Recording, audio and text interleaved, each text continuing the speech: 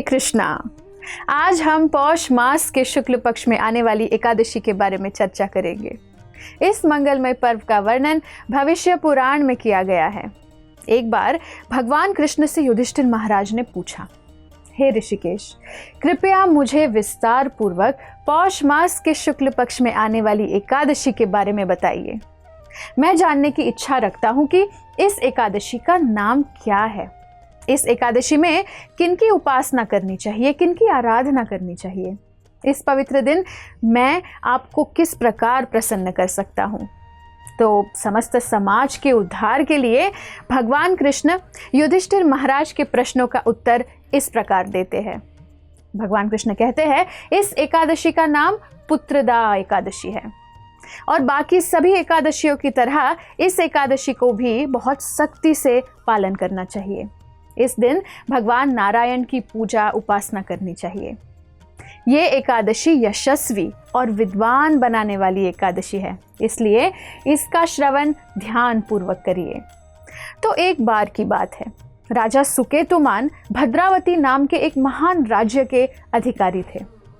राजा सुकेतुमान और उनकी अर्धांगिनी शैव्या, इनके पास राज्य में हर प्रकार का सुख था, हर प्रकार का ऐश्वर्य था, लेकिन दुर्भाग्यपूर्वक उनकी कोई संतान नहीं थी। उनको हमेशा चिंता लगी रहती थी कि उनके बाद उनका उत्तराधिकारी कौन बनेगा, उनके राज्य का पालन पोषण कौन करेगा। सारे सुख भोगने के बावजूद भी उनका मन हमेशा निराशा से घिरा हुआ था कि उन्हें संतान की प्राप्ति किस प्रकार होगी। उनकी मनस्थिति कुछ इस प्रकार हो गई कि एक बार राजा ने आत्महत्या करने का निर्णय किया, लेकिन उन्हें समझ आया कि ऐसा करना बिल्कुल गलत होगा। तो कुछ समय के बाद किसी को बिना बताए राजा अपने घोड़े पर सवार होकर जंगल की ओर निकल गए। जंगल में भ्रमण करते समय उन्हें प्यास और भूख सताने लगी।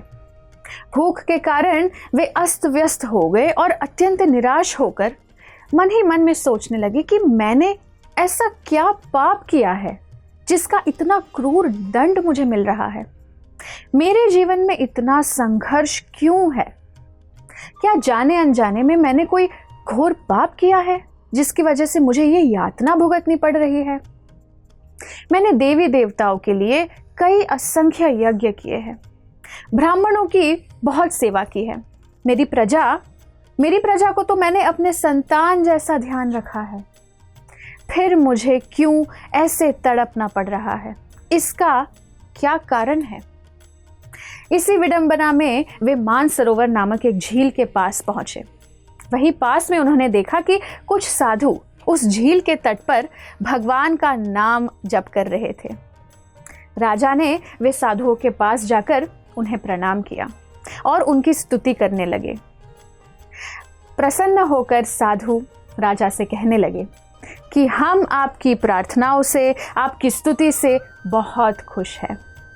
आज पुत्रदा एकादशी का दिन है। जो भी व्यक्ति संतान की कामना रखता है, उसे इस एकादशी का बहुत सख्ती से पालन करना चाहिए। जब राजा ने उनसे अपने दुख के बारे में बताया, तो वे साधु राजा से कहने लगे कि आप इस पुत्रदा एकादशी का सख्ती से पालन कीजिए। हमारे आशीर्वाद से और कृष्ण की कृपा से निश्चित रूप से आपको संतान की प्राप्ति होगी। इसके बाद उन भक्तों के आशीर्वाद से परम मंगलकारी पुत्रदा एकादशी का राजा ने बहुत ही सख्ती से पालन किया और अगले दिन द्वादशी तिथि पर सभी साधुओं को प्रणाम करके राजा ने अपने महल की ओर प्रस्थान किया। इसके कुछ समय बाद ही राजा को बहुत ही तेजस्वी और ओजस्वी संतान की प्राप्ति हुई, जो बड़ा होकर एक गुणवान और यशस्वी राजा बना। श्री कृष्ण युधिष्ठिर महाराज से कहते हैं कि अगर हम अपनी किसी भी इच्छा की पूर्ति करना चाहते हैं तो हमें इस पुत्रदा एकादशी का सख्ती से पालन करना चाहिए। इस लोक पर जो भी व्यक्ति इस एकादशी का सख्ती से पालन करते हैं, उन्हें निश्चित रूप से संतान की प्राप्ति होती है और मृत्यु के बाद वे भगवत धाम प्राप्त करते हैं। जो भी व्यक्ति श्रद्धापूर्वक इस कथा का श्रवण करते हैं, केवल श्रवण करने मात्र से ही उनको अश्वमेध यज्ञ का फायदा प्राप्त होता है। तो इस सुंदर कथा से हम बहुत सारी शिक्षाएं सीख सकते हैं। देखिए, संसार में व्यक्ति के पास जब सब कुछ होता है, फिर भी जब तक वो अपने जीवन में भगवान की भक्ति को जोड़ता नहीं, वो पूर्ण रूप से संतुष्ट नहीं रह पाता। और सबसे महत्वपूर्ण बात यह है कि जब तक भक्तों का आशीर्वाद नहीं मिलता, तब तक जीवन में उत्कृष्टता प्राप्त करना संभव नहीं होता। इसलिए भक्तों का आशीर्वाद लेना बहुत ही ज़रूरी है।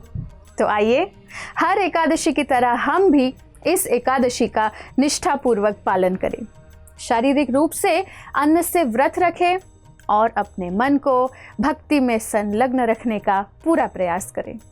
भगवान के नामों का अधिक से अधिक जप कर भक्तों के संग में हरि कथा का आनंद उठाएं। पुत्रदा एकादशी की आप सबको हार्दिक शुभकामनाएं। धन्यवाद। हरे कृष्णा। ऐसे ही और भक्तिमय कार्यक्रमों के लिए देखिए हरे कृष्णा टेलीविजन, और इसे प्राप्त करने के लिए आप अपने केबल अथवा DTH ऑपरेटर से संपर्क करें तथा और अधिक जानकारी के लिए आज ही डायल करें 7666 839 839।